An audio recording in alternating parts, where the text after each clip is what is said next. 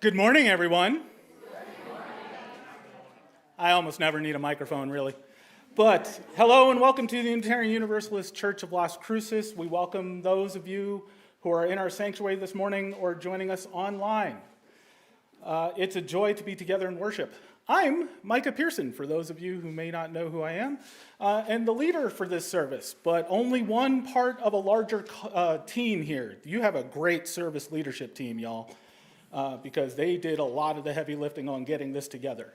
So, my pronouns are he, him, and I am wearing a plaid purple shirt that is not tucked in because I don't want you to see my gut, and black slacks and mismatching socks.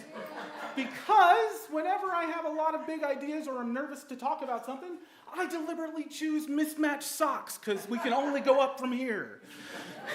I'm also wearing what's called an Irish pub hat. I have a deal with Dad that I will take off my hat at the dinner table.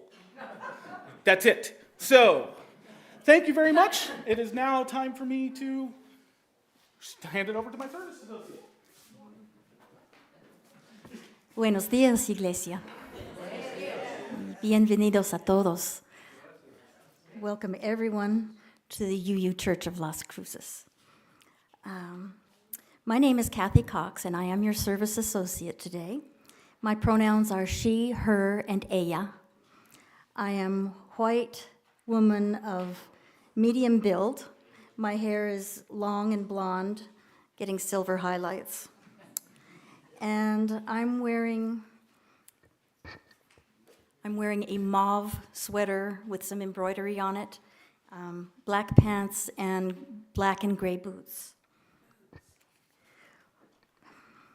A warm welcome to all our guests. Whether this is your first visit or your 100th, you are part of the beloved community. Whoever you are, whomever you love, wherever you're from, whatever your life circumstance, gender identity, sexual orientation, disability, documentation status, or spiritual path, you fit in here. Your story matters. Your presence is a gift. If you are new here, welcome. Please raise your hand so that we can welcome you and bring you a gift.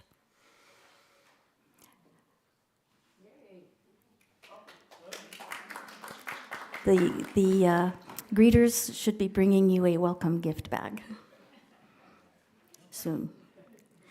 Join us after service for coffee hour, cookies, conversation, and coffee.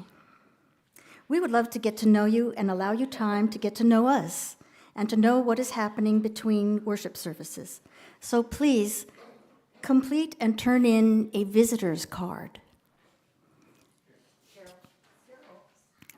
There you go, a visitor's card. And you'll receive invitations to participate in our programs. If you have additional questions, please join us in the lobby by the pamphlet rack right after the service. As we enter into this time of worship, lean into the joy, music, and movement of this multi-generational space. Sorry about that. Now let us greet our neighbors in warmth and welcome for 45 seconds.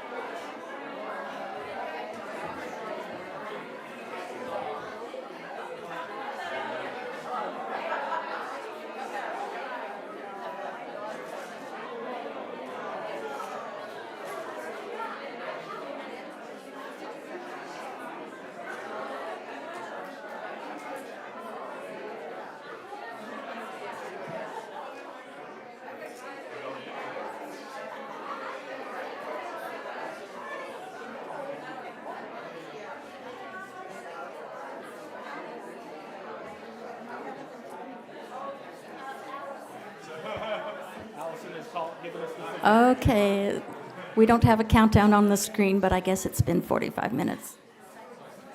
Seconds. I'm sorry, 45 seconds. All right. So for introverts, 45 seconds certainly can feel like 45 minutes. So today's invitation comes from the Rev. Nathan Ryan, called A Renewed Hope for This World. Be it real or metaphor, whatever is in your backpack or your briefcase or your purse that you've brought with you into the sanctuary that is weighing you down, we invite you to leave it behind. Whatever you are carrying that is keeping you distracted or caught up in shame or guilt or hopelessness, we invite you to leave it behind. If you need it, it will be there when we're done, but for this hour and change, just let it go. Come into this place with open hearts. Come into this place with a soul that has remembered how to be tender again. Come into this place with a renewed hope for the world. Come into this place ready to build a world we've always been worthy of and have always dreamed of. Now for our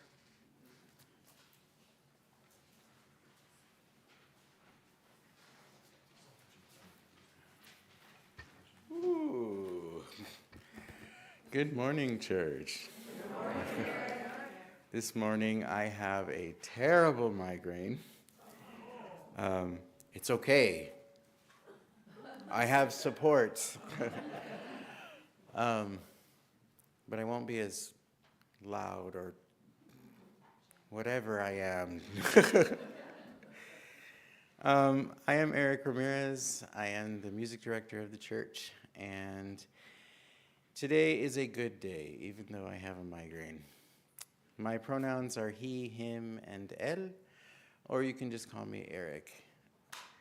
I played video games with Joshua last night.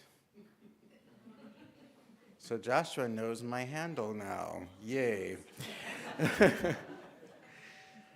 I am a brown Puerto Rican gay man. I'm 5'9", with graying black hair that's shaved close to the sides. I wear reading glasses so that I can see what's in front of me and be able to sing to you. Today I'm wearing a dark brown shirt with blue and tan diamonds on it, and black pants, and black and white shoes. No stole today. But today I smell of maple. It's like, what did I put on today? I smell of maple, because it's not as strong as the others. Do you all know what maple wood smells like? See, when I said maple, you probably thought that I smell like pancakes. No. I smell of maple wood. It's not as sweet as mahogany and not as strong as cedar. Go ahead. Today, our gathering hymn is number 1015, I Know I Can. That's the message of today. Change is not a scary, bad thing. You can do it. Would you rise in body or spirit as you are able, as we join together?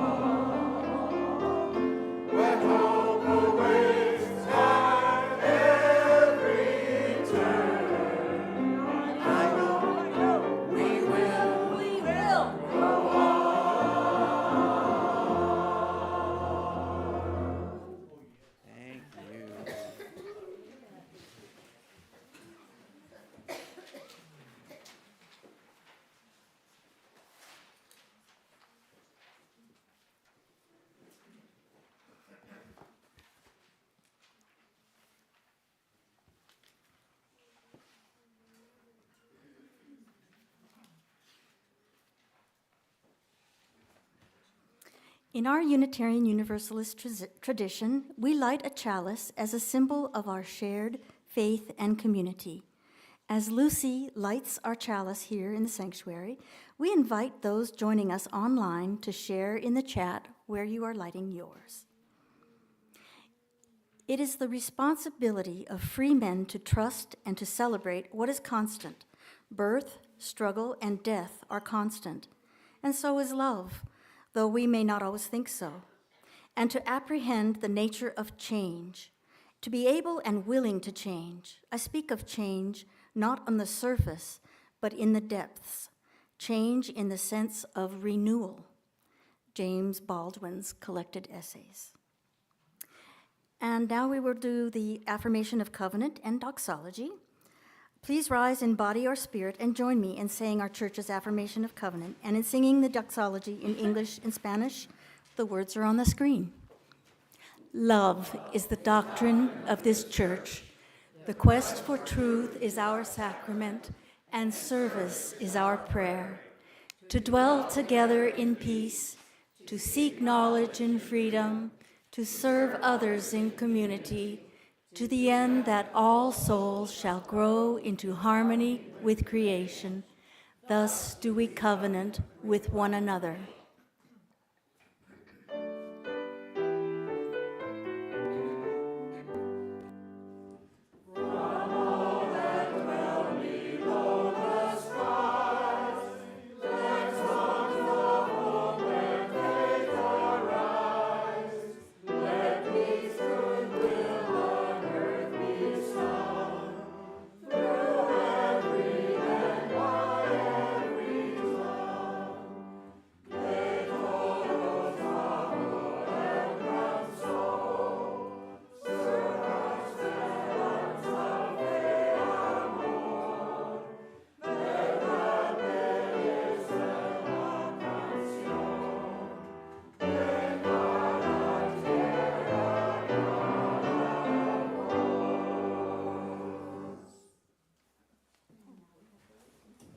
Kelly.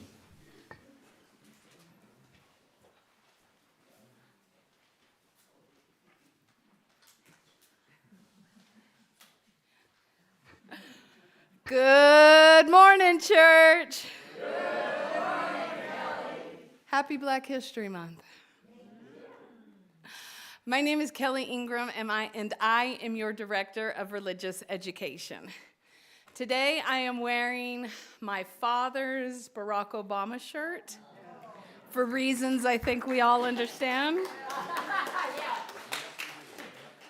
I have on black and white pants, black and white Converse, black and silver glasses, curly, longish black and silver hair.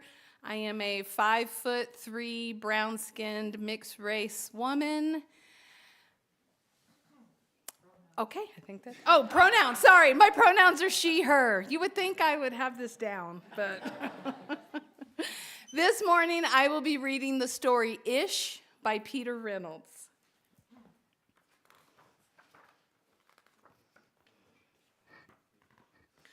Ramon loved to draw. Anytime, anything, anywhere. One day, Ramon was drawing a vase of flowers. His brother, Leon, leaned over his shoulder. Leon burst out laughing. "What is that?" he asked. Ramon could not even answer. He just crumbled up the drawing and threw it across the room. Leon's laughter haunted Ramon. He kept trying to make his drawings look right, but they never did. After many months and many crumbled sheets of paper, Ramon put his pencil down. "I'm done." Marisol, his sister, was watching him. "What do you want?" he snapped. "I was watching you draw," she said. Ramon sneered. "I'm not drawing. Go away." Marisol ran away, but not before picking up a crumbled sheet of paper. "Hey, come back here with that." Ramon raced after Marisol up into the hall and into her room. He was about to yell, but fell silent. He saw his sister's walls. He stared at the crumbled gallery. "This is one of my favorites," Marisol said, pointing. "That was supposed to be a vase of flowers," Ramon said, "but it doesn't look like one." "Well, it looks vase-ish," she exclaimed. "Vase-ish?" Ramon looked closer. Then he studied all the drawings on Marisol's walls and began to see them in a whole new way.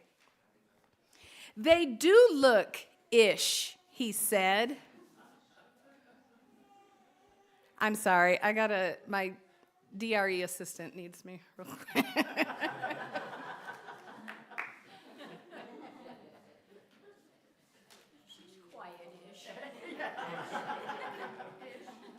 We are dealing with some separation anxiety-ish. Sorry for the interruption. Ramon felt light and energized. Thinking ishly allowed his ideas to flow freely.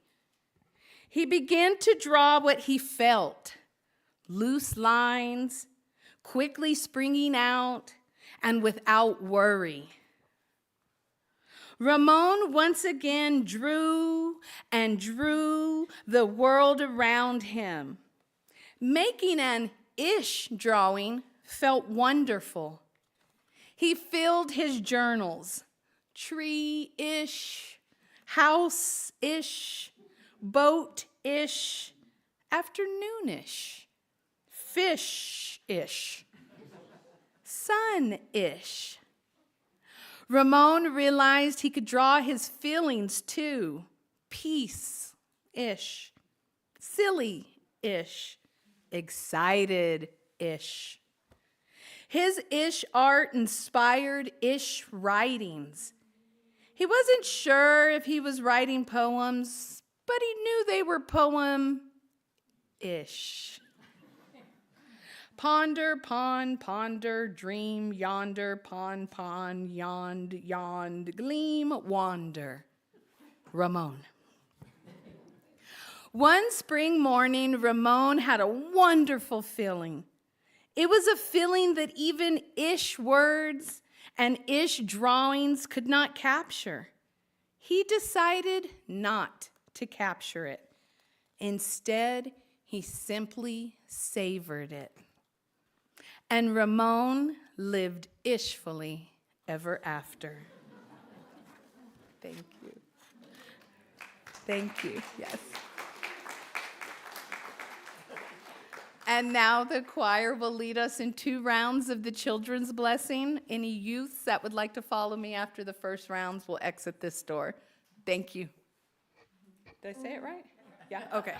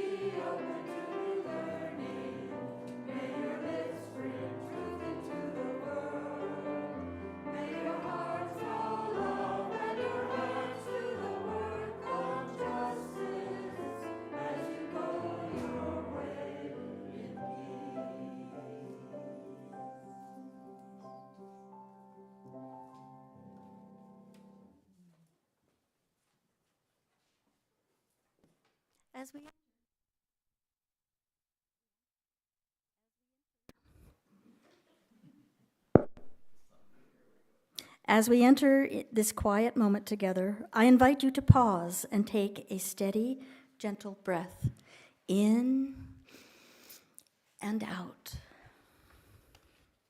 Let your breath anchor you here and now in this circle of care. This is a time to honor the fullness of life, the joys that fill our hearts, the sorrows that weigh heavily, the questions we carry quietly inside. Whatever you bring this morning, know this: you are not alone. You are held here. In the wider world, we hold those who journey through grief and uncertainty. Federal workers facing job loss and instability, immigrants seeking safety, trans and non-binary beloveds, women and people of color, those living with illness or disability, confronting injustice. We hold up all who live under the shadow of occupation, war, and violence. May peace, however fragile, find a way. We honor their courage. We carry them in love. In this gathered community, we take a sacred pause to share what rests on our hearts. This time is set apart for lifting up our joys, honoring our sorrows, and marking the milestones of our lives. If there are joys, sorrows, or milestones among us this morning, you may take a stone in silence, and as you release it into the water, let it carry the joy, sorrow, or milestone you hold today.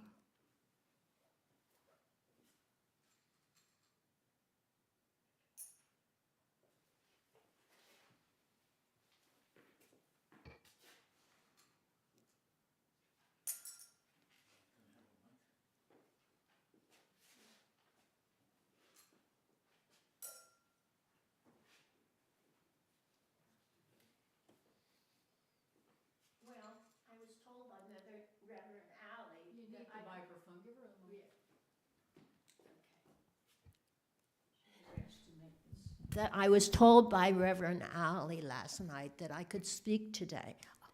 And I have a sorrow, and that is Mary Ann Ford passed away. And Reverend Alley wrote something last night, and maybe some of you have seen it already. If you haven't, go to your cell phone or computer and read what Reverend he wrote, okay? And but Mary Ann was part of my covenant group, and our covenant group was extremely close. And so since we are doing positive things today, I've changed a bit what I'm saying, and she gave us so much. We're going to miss her so much, but she gave us so much too.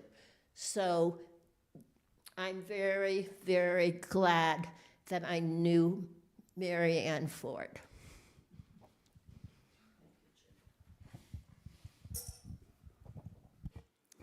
Thank you, Jenny. Mary Ann was a lovely lady.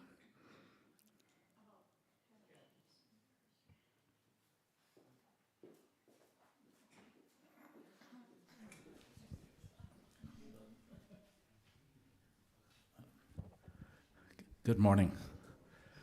I have two joys. One is the joy about belonging to a community that knows when to start caring about their members. And I'm talking about Robert Severance, who is finally home. At one point, I was about to change the,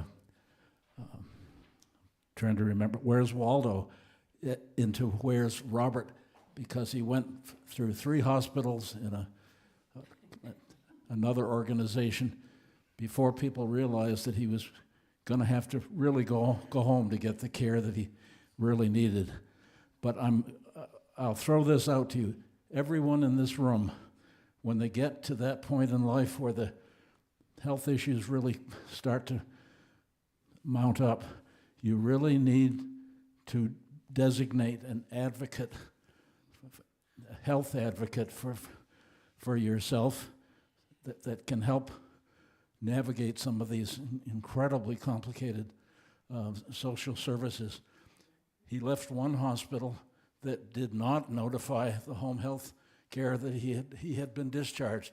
I mean, that's one ball that you do not ever want to drop, but it was. And anyway, he's home, and he's happy to greet friends that would like to come in and say hi for a few minutes.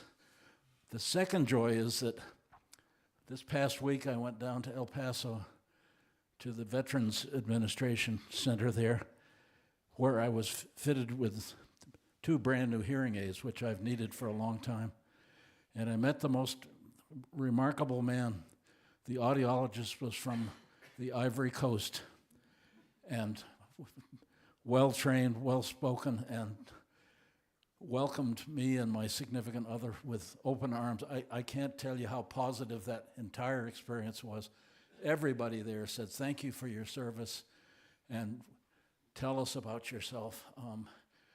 I can't recommend it more highly than I am right now, but those are my 2 joys. Thank you.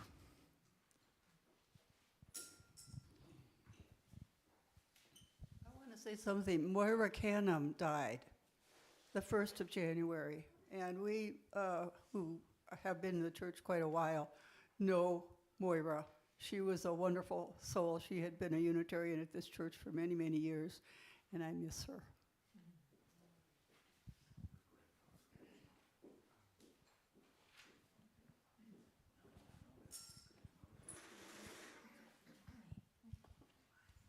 I have a joy and a sorrow. The sorrow is, as you know, from Virginia, is the death of Mary Ann Ford. But when I was told about it last night, I was remembering something about her. And the most notable thing I remembered about her is that when she talked with you, she always had a twinkle in her eye. And I swear, when I look up at the stars that night, the stars were shining just a little bit brighter. There's a little twinkle in the stars. And I really thought I felt that. Thank you, Jody.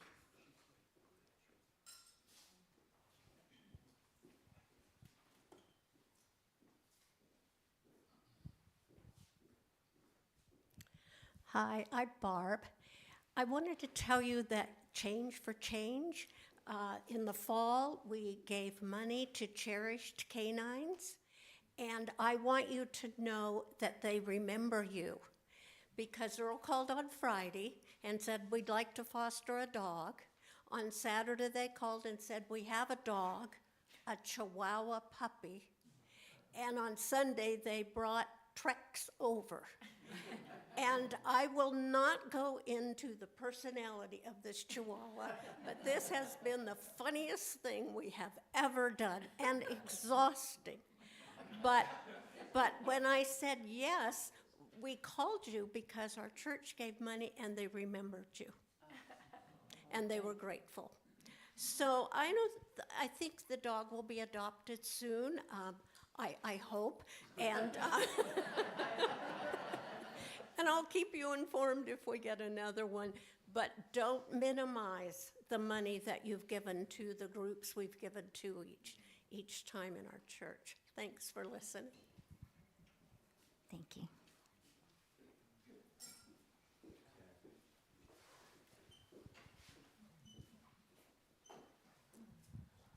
Good morning, church.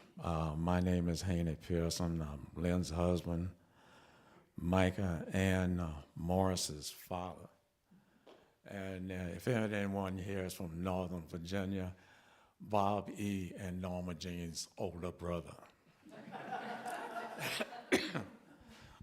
I haven't been here for quite a while, maybe about a year, because my immune system was shot. But I want to thank those who have contacted Micah and Lynn and gave us good wishes, and those who even visited me in the hospital, Dr. Tom and Carl. Only Carl was angry because I didn't have the bread for their last luncheon.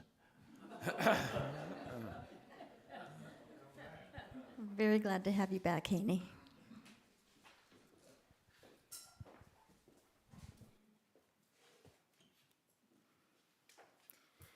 May the ripples remind us what we carry is never ours alone. As we close, I offer this final stone for all the unspoken prayers that live in our hearts, joys and sorrows, griefs, milestones, and gratitude held tenderly by this community.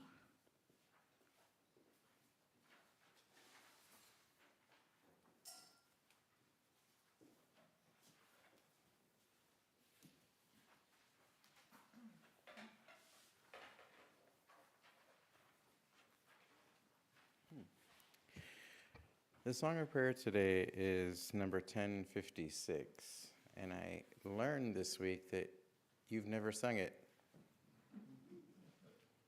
You should sing it every day. Tula Cliseo, the words to the song will be on the screen.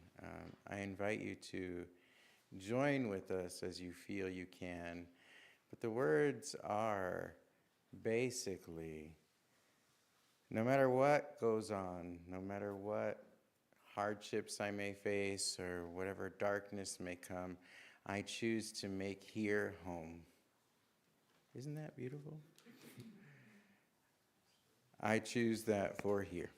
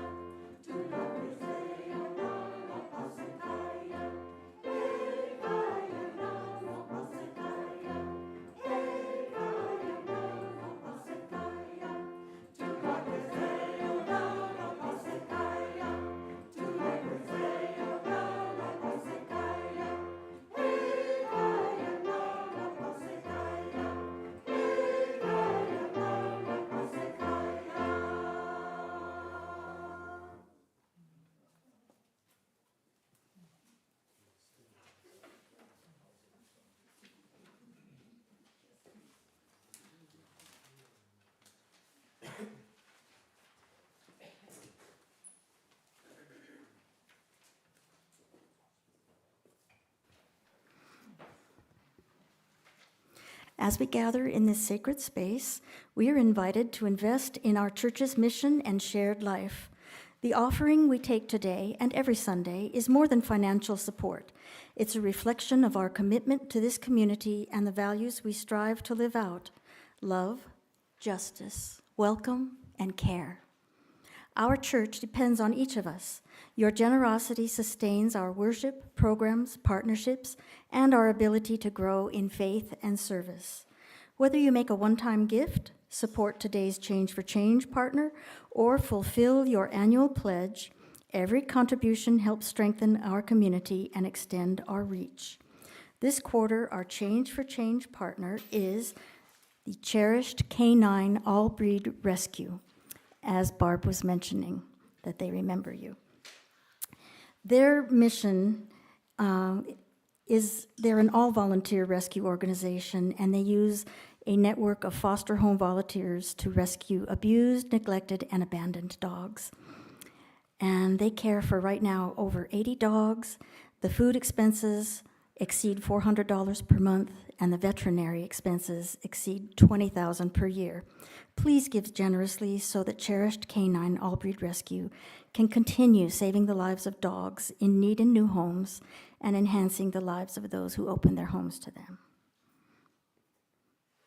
Through this partnership, we carry our values beyond these walls. You can give online, by mail, or placing your gift in the plate.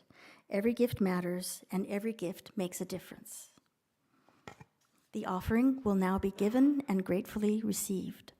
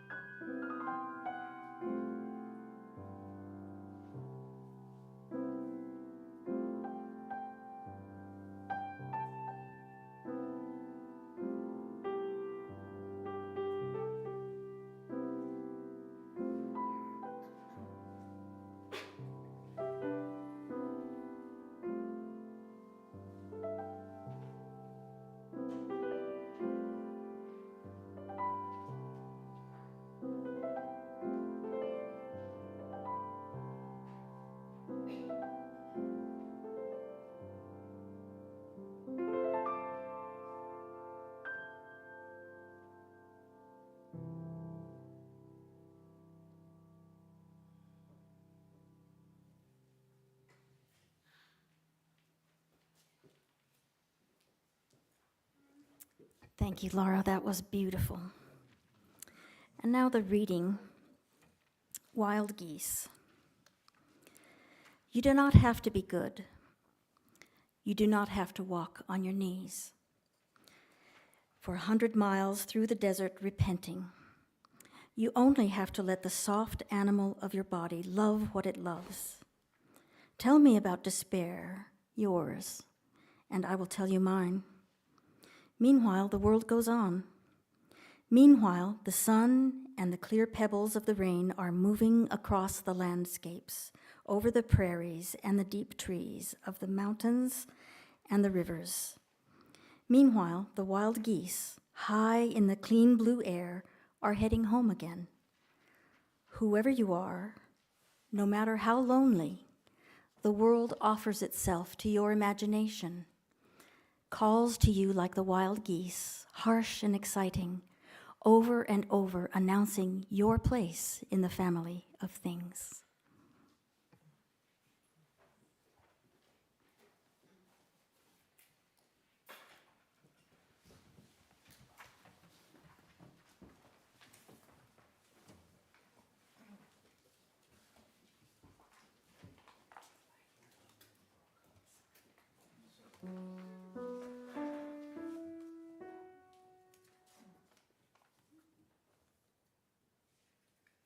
For each child that's born, a morning star rises and sings to the universe. Hallelujah. For each child that's born, a morning star rises and sings to the universe. Hallelujah. For each child that's born, a morning star rises and sings to the universe. Hallelujah. For each child that's born, a morning star rises and sings to the universe. Hallelujah. We are our grandmother's friends, and we are our grandfather's dreamings. We are the breath of our ancestors. We are the spirit of God. We are waters of courage. We are waters of time. We are waters of dust. We are fond of great vision. We are waters of mercy. We are waters of love. We are waters of light. We are builders of nations. We are waters of truth. We are waters of faith. We are makers of peace and wisdom of ages. We are our grandmother's prayers. We are our grandfather's dreamings. We are the breath of our ancestors. We are the spirit of God. We are the dawn of morning stars rises and sings to the universe. Our grandfather's dreamings. We are the dawn of morning star rises and sings to the universe. Spirit of God.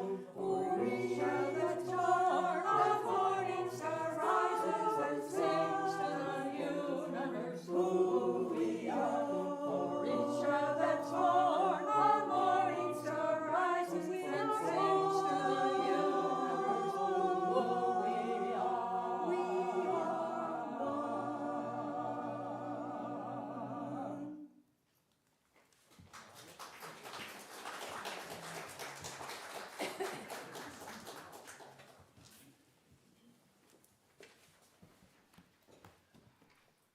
That really made me miss being part of the choir.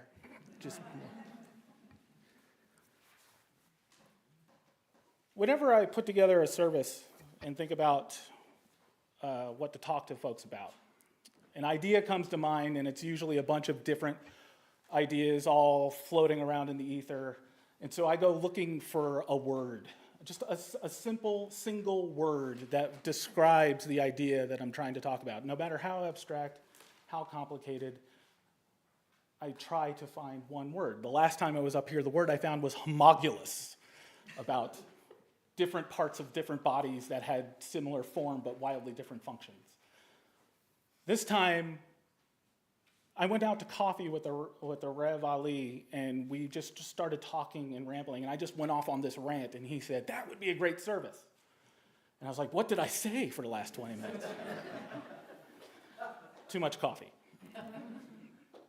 So I went looking for a word. I found a lot of different words, and the word that popped out to me was metanoia. Metanoia. And we have a lot of ideas to talk about today, y'all, but before we go down those paths, I figured you, like me, would want to know what metanoia meant. So like all great conversations that are not boring or overly academic, or you get lost in them, or you just want to get away from them at a party, I'm going to start this off with, in classical Greek, metanoia meant changing one's mind about something or someone, an actual shift in your perspective of the world and changing and becoming something new. And because the Greeks liked to anthropomorphize, your other 50-cent word for the day, they liked to anthropomorphize ideas, put a human face on an idea, put people to it. Metanoia used to hang out with Kairos, the god of opportunity. So it's important to note that this is all about changing your perspective and reflecting on things, but not sorrow or regret. Regret might be part of it, but it's not the root of it. In Christian theology, now, when I say I had a lot of ideas to walk about, okay, I usually write my notes down, and then I never look at them again. They're just there to organize it. Right around the time the notes for this became 30 pages with citations and footnotes, I was like, oh no, I'm in trouble. So let's see how often I actually look at them, but I have some proper nouns to get to today. So we're going to say, because in Christian theology, metanoia started taking on more and more of a term for repentance. A lot of guilt, a lot of shame. And that's not what it meant. And before anybody gets their hackles up, this is where the citations come in. I actually saw that the call is coming from inside the Christian house on the fact that they got the word wrong.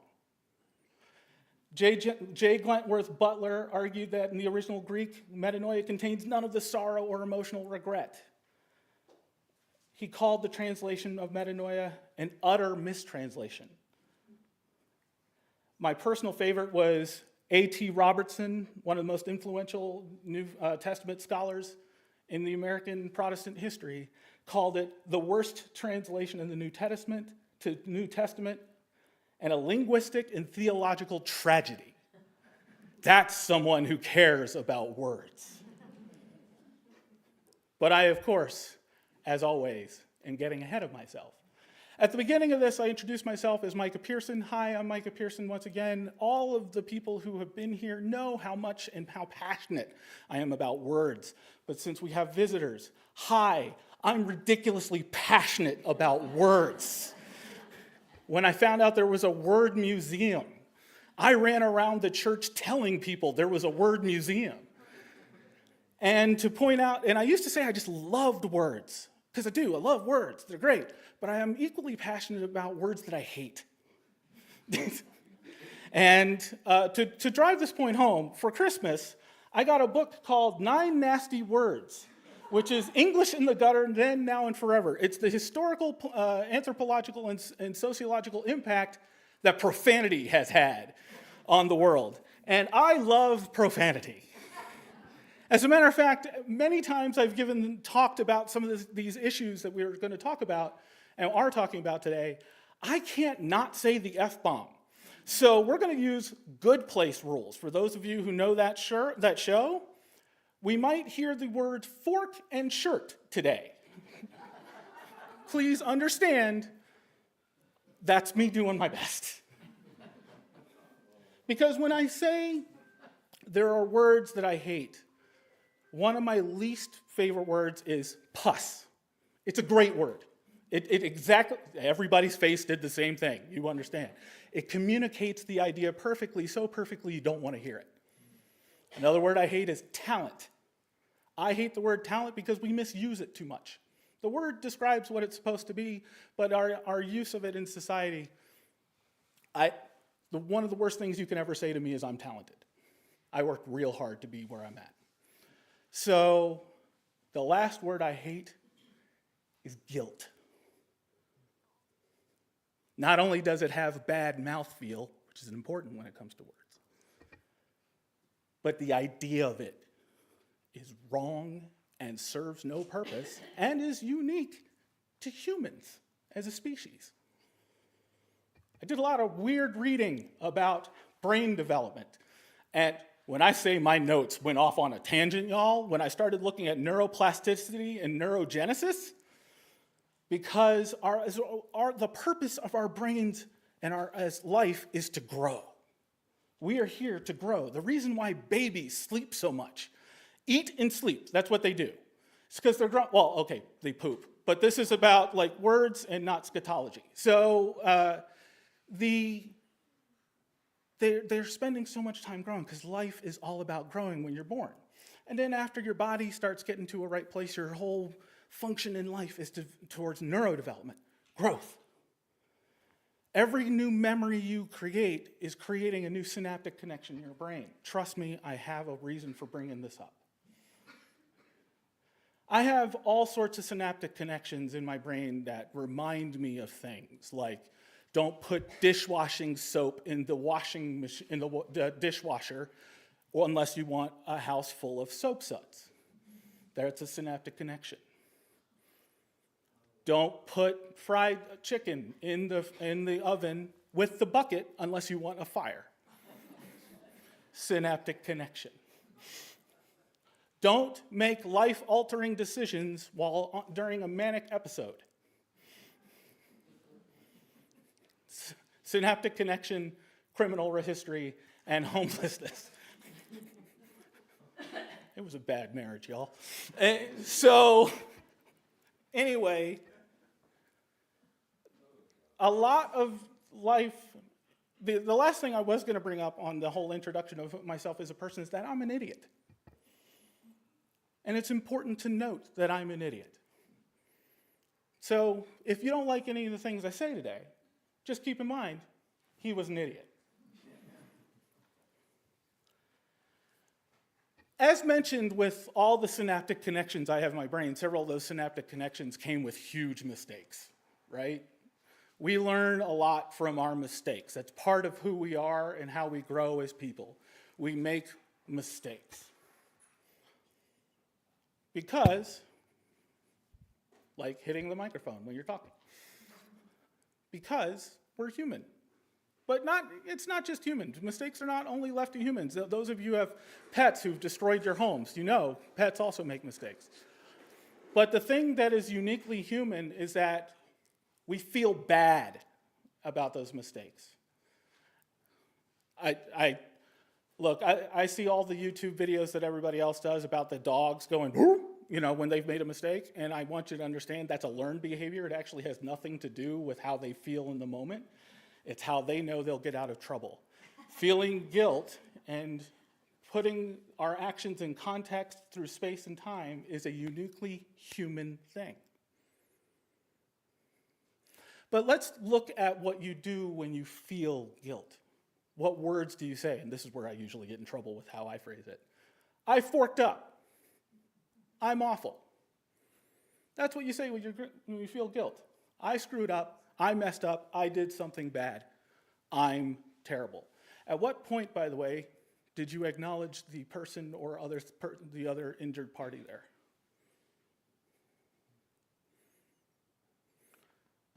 Guilt, in my mind, has always been a selfish emotion because it's all about you. It's all about how you feel and how you feel about what you did. I prefer to look at it as a different way of taking responsibility. I messed up. I'm doing good so far. I messed up. How do we make it right?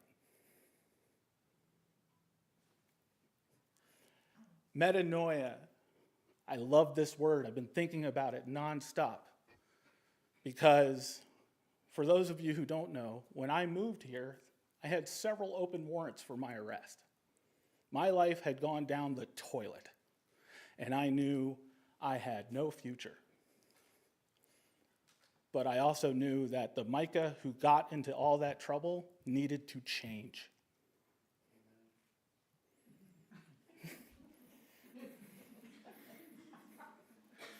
He didn't even know me, and he knew that.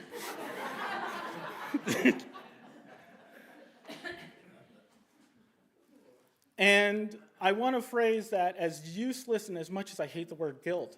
This is something, I'm telling you right now, my therapist is actually watching this on the live stream, and she's laughing at, like, you can tell other people that guilt is useless and stupid, and yet everything you talk about during our time together is how guilty you feel and how bad and how awful you feel about things. So this is a very easy thing to say, that guilt is a useless emotion. Let it go. Find another path. Do something else with it. 15 years into therapy, I'm still working at it. But it doesn't change the fact that guilt is about recrimination, beating yourself up. It's not about actually solving anything.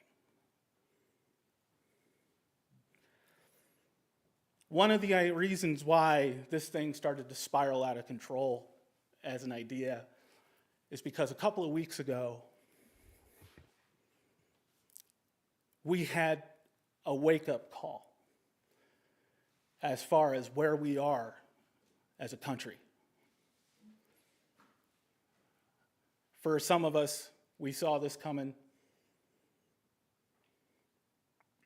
but it didn't change the fact that it was a startling wake-up call that we are farther down the authoritarian script book than even I anticipated. And a lot of my work in mental health advocacy is focused on admin work at this time. I do a lot of policy work and change, and it's working within a system to change the system, a system that looks like it's burning and failing.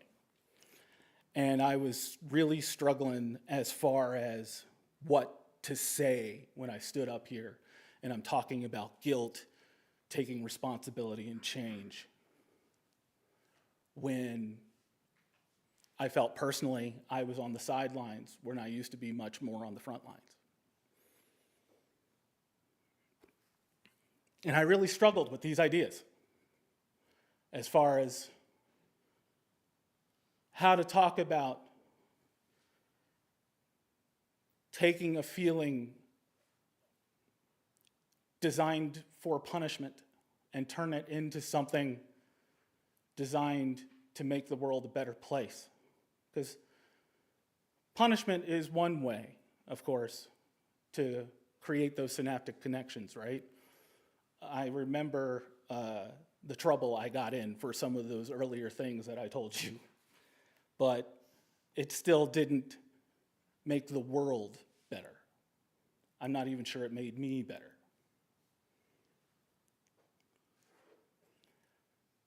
I've been up since 3 o'clock this morning, still thinking about where this is going. And sometimes I've learned through that same therapy work is sometimes the final answer is not there. But it's the steps you take that are important. So, our world is changing. We have to grow and change and adapt to meet it. How we do that. How we do that. We do it as a community. We do it together. When one of us is feeling lost and that they're not doing enough, they're feeling that guilt relating to not doing enough, you come together as a community because we are stronger together. That's how we change. That's how we learn, and that's how we grow. I don't learn in schools. I don't. Everything that I teach, everything that I've told you, I learned outside of schools. That's not where I learned. I learned from my community, and I learned from being with other people. I am going to apologize now. This homily doesn't really have an ending because it still needs to go and grow because it changed this morning.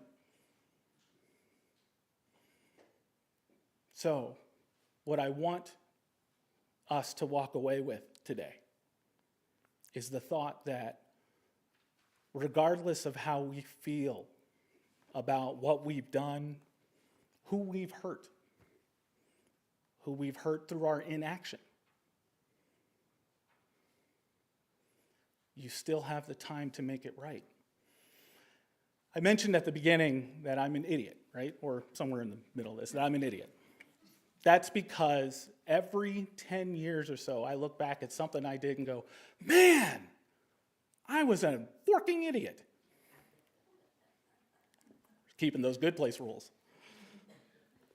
That's actually good. You should, for the rest of your life, always be able to look at 5, 10 years and go, man, I was dumb. Because that means you're still growing and still learning and still changing. So, to our older members here, Dad,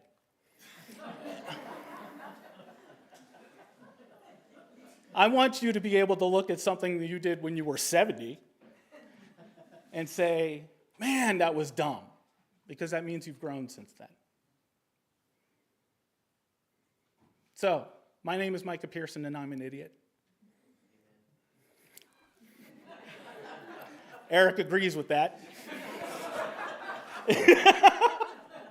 You have been perfect today. And I want us all to join together in our idiocy together and try and find a solution to a better place and a better world. Thank you.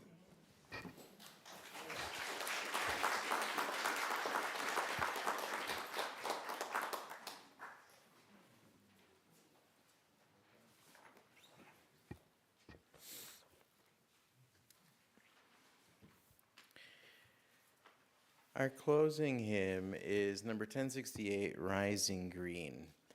I don't think I'm going to ask you all to stand. I think it's a meditation that we all can do, that we can all participate in, and just think about what Micah has brought us through. I'm an idiot too. Amen. Amen. Okay. But I am empowered and encouraged by this community. I am better for being part of this community. So let's sing together, Rising Green.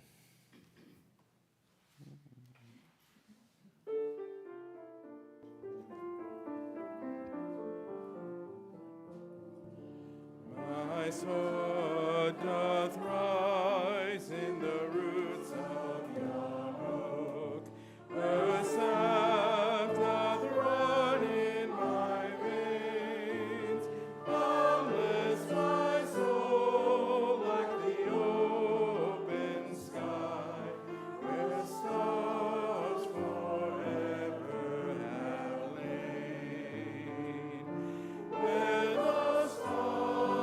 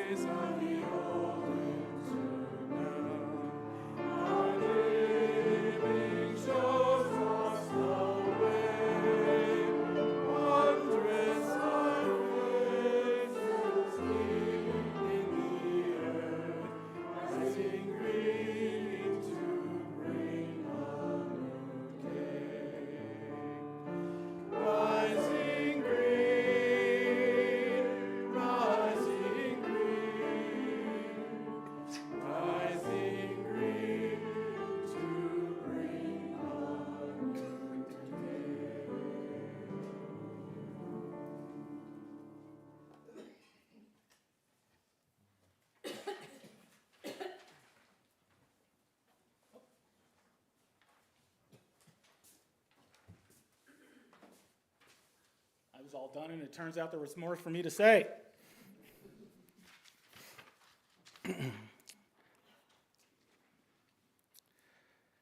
May the promises you have made to yourself about who you want to be feel closer to reality than you are right now. And as we extinguish the flame, I want you to keep these words in your mind as well. The purpose of this community is to help its people grow.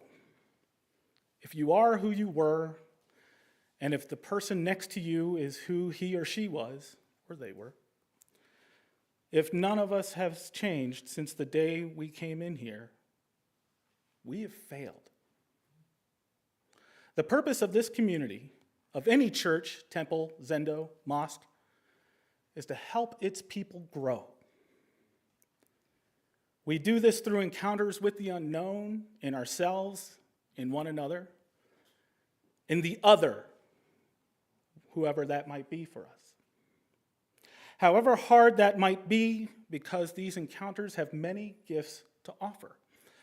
So may you go forth from here this morning, not who you were, but who you could be. So may we all.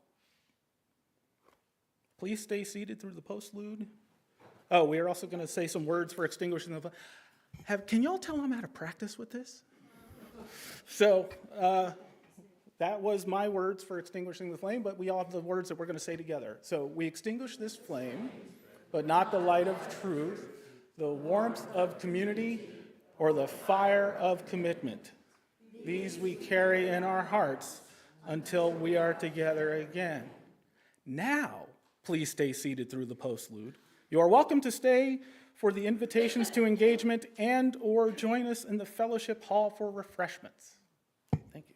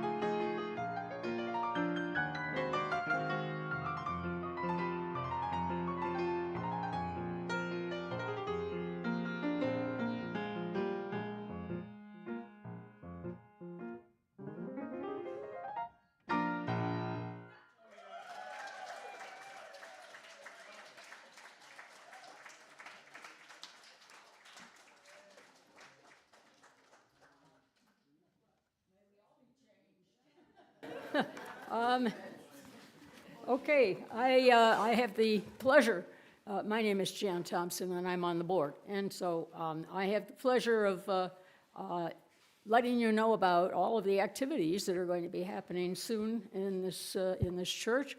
And maybe you'll get involved in some of them. We want you to be involved and be engaged. And we have some really good ones this week. Tomorrow night, 6:30 right here, will be our next roundtable. And Sue Small, who is a local resident of Las Cruces and very concerned about what was happening in Gaza, she couldn't go to Gaza, so she went to the West Bank and spent considerable time there seeing how the Palestinians were being treated.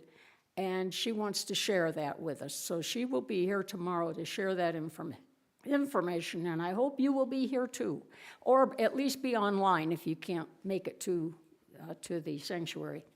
And then Friday night is game night, and a slew of games to choose from, and there'll be some refreshments if you bring them.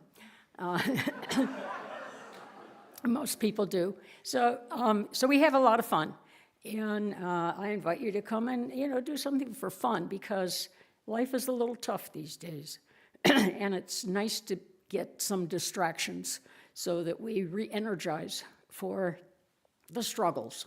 And then the next day, if you are into crafts at all, Carol Cassavant really loves crafts. And so the crafters are meeting that Saturday at 1 o'clock in the afternoon over where our hospitality is this morning. And they're going to do Valentine's cards. They're going to make a lot of Valentine's. God means, that is Valentine's Day. So come and make some Valentines with all sorts of crafty things. I'm not into crafts, so I don't know. But sounds like a good idea. Okay, and also there is a whole month's worth of events listed on the wall just outside of the gallery. This place is rocking. We have things happening here almost every day. And so, check it out.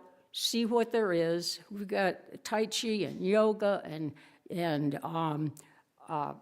singing. You're welcome to join the choir, and just a lot of events that are happening here on a regular basis. And then these are the special ones. So go and have some refreshments and talk with each other. And no, I'm sorry, we don't do last-minute announcements. Sorry.